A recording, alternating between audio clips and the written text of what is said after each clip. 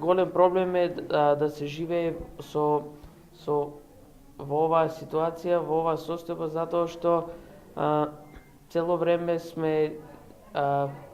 чувствуваме зависност од некој друг покрај нас. Вака Тоши Илиев од Кучани, член на Националниот сојуз на слепите, раскажува за предизвиците со кои се соочуваат лицата кои имаат делумно или целосно оштетување на видот. Премногу ни недостига озвучените семафори или било какви патокази кои ќе не водат до институциите и општо во низ градот, исто така и недостатокот на аудио книги, затоа што сите ние сме интелигентни и сакаме да истражуваме и да се надоградуваме.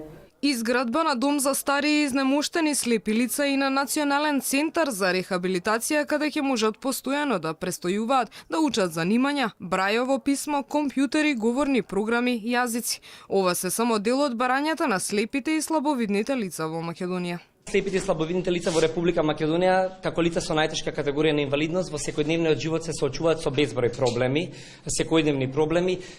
Прво, пристап до непосредна физичка околина, знаете дека нема тактилни патеки многу, нема звучни семафори, јавниот сообраќај, знаете дека не е озвучен, не знаете на која станица пристига автобусот. Тоа и за туристите не е добро, а не па за самите слепи лица. Физички бариери огромни. Од Министерството за труд и социјала велат дека се обидуваат максимално да им излезат во пресрет на слепите лица. Развиваме сервиси кои што во прилог на слепите лица.